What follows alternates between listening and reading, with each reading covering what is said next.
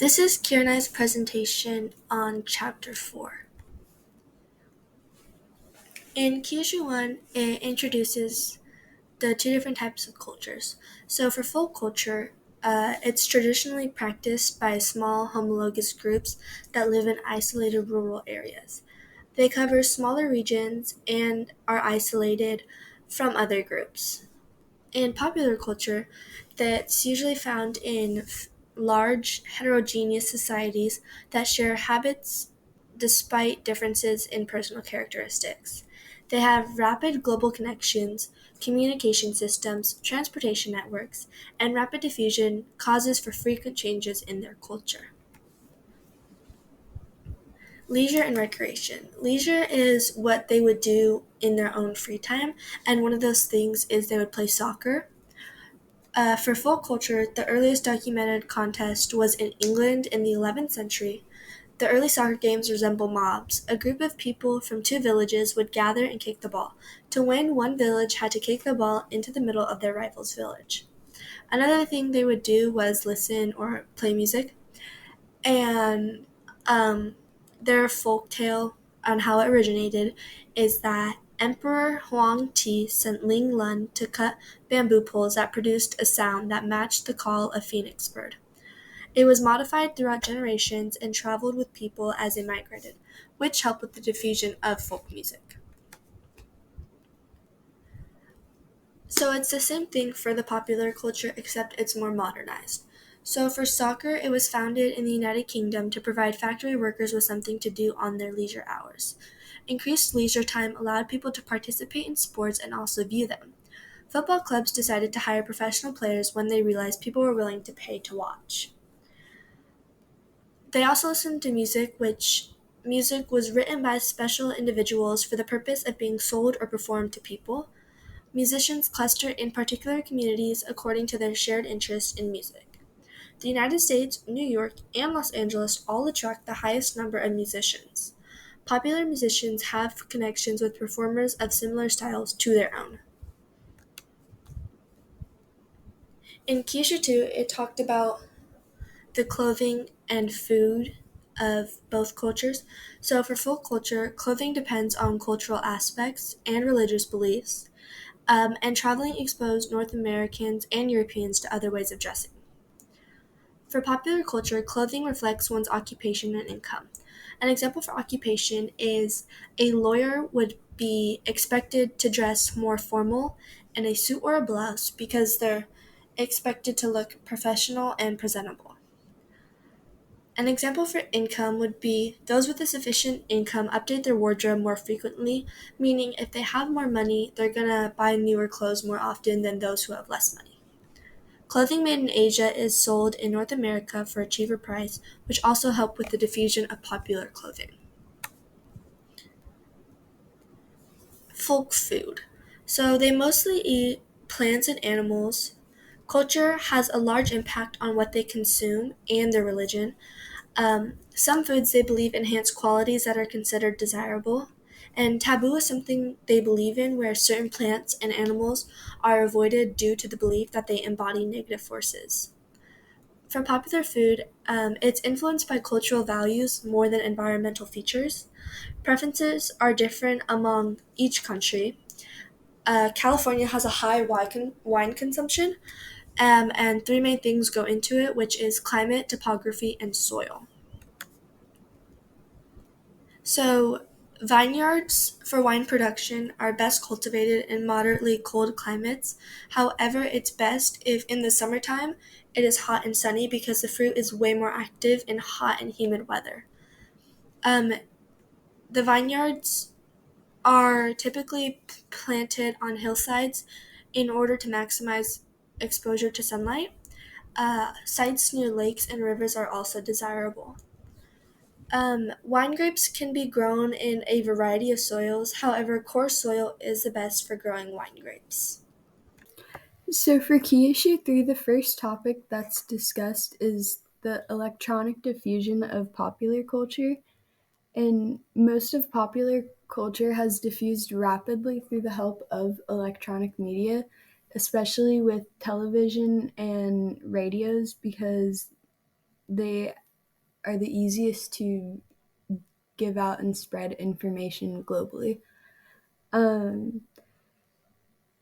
TV is the number one leisure activity in the world, and each country has their own preference of genres of what they're watching. The early 20th century, there was multiple hearths for television. It was first developed simultaneously in the UK, Japan, France, Germany, the US, and the Soviet Union. But through the early years, the US was the lead in broadcasting. In the mid 20th century, the US continued to dominate, and in 1954, the United Nations announced that the US had 86% of the world's 37 million TV sets. In the late 20th century, diffusion began and started to spread to Europe, and the share of the world's television sets declined in the US and started to increase in Europe. But countries like Africa and Asia still had little to no TV broadcasting. In the early 21st century, there is near universal access to television sets. By 2005, ownership rates had a sharp incline in many developing countries, reducing international differences. Even after diffusion, the US still remained the country with people most likely to watch television, with men averaging about 7 hours of their weekend spent on leisure time, and 51% of that time was spent watching television, while women averaged about 6 hours of their weekend spent on leisure time and spent 49% of that time watching TV.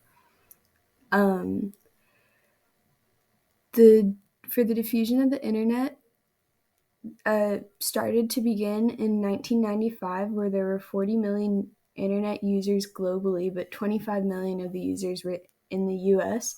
But internet service hadn't reached most countries yet, specifically developing countries. In 1990, from 1995 to 2000, internet usage diffused rapidly from 40 million users to 361 million users globally, but the US percentage dropped from 62% to 31%. And then from 2000 to 2011, internet usage continued to diffuse rapidly in the US, and globally, the US had accounted for 10%.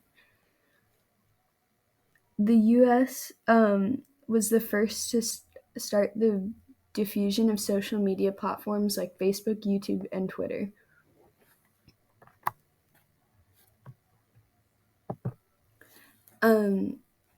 The next topic discussed is challenges in accessing electronic media.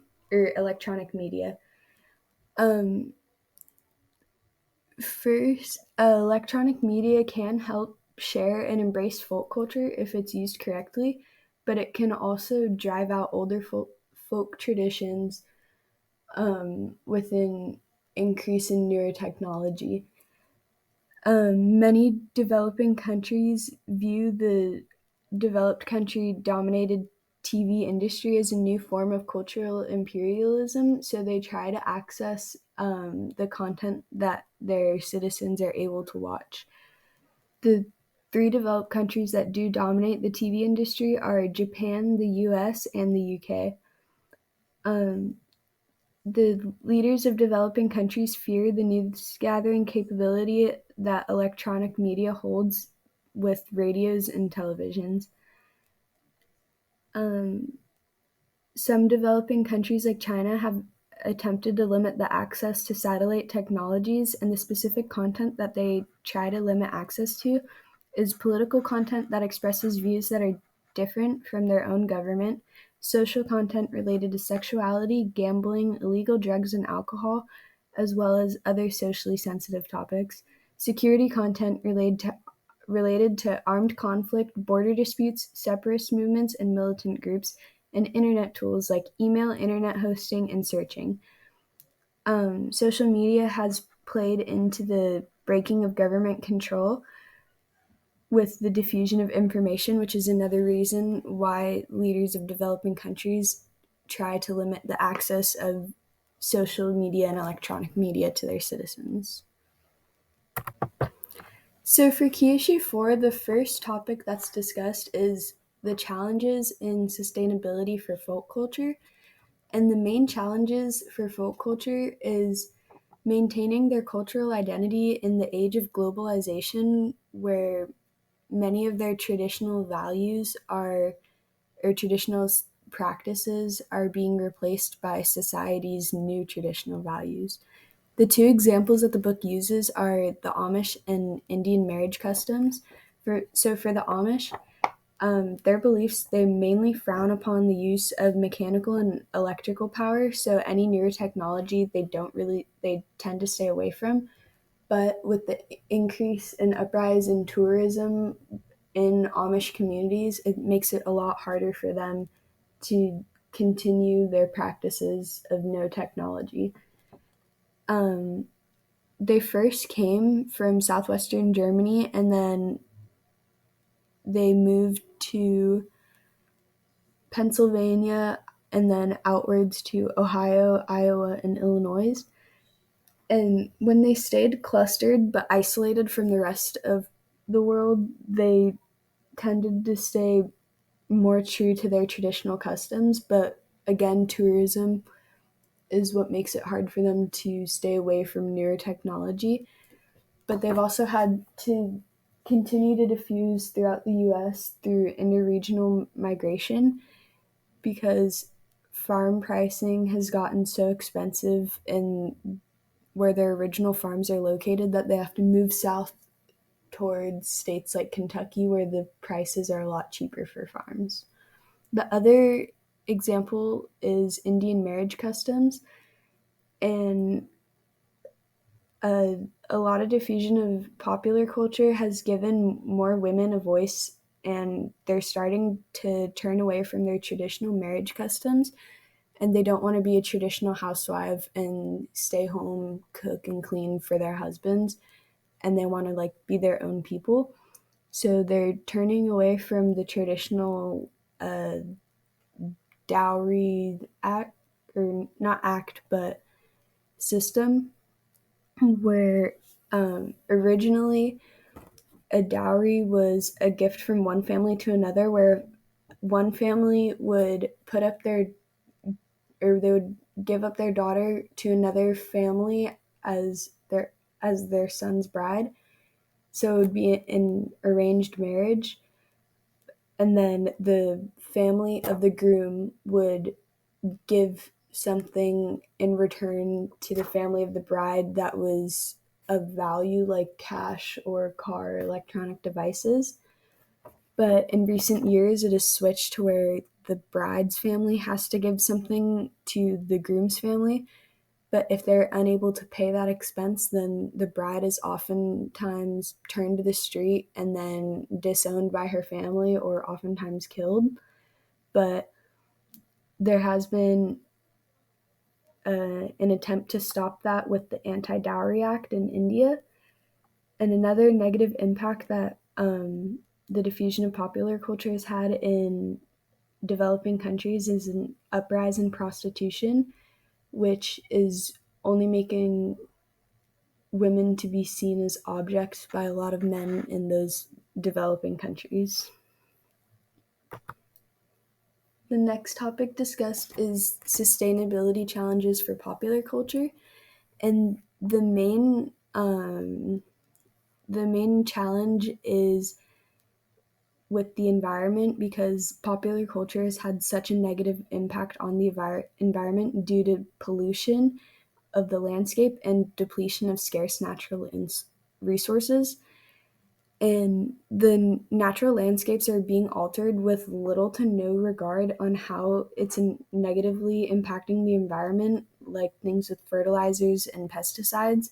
And a big example of one of these negative impacts is golf courses where hills are being flattened, grass is being cut, excess water is being used, and invasive species of plants are being planted.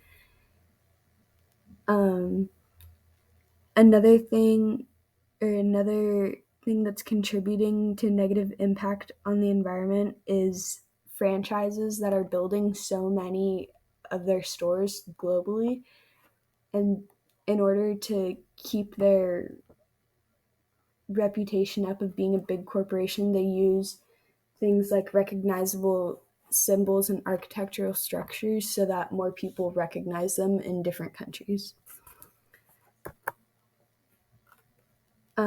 There's 3 types of waste that contribute to pollution on the environment, and there's solids, liquids, and gases.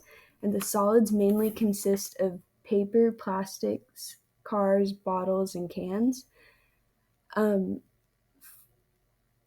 Popular culture isn't the only thing to have a negative impact on the environment.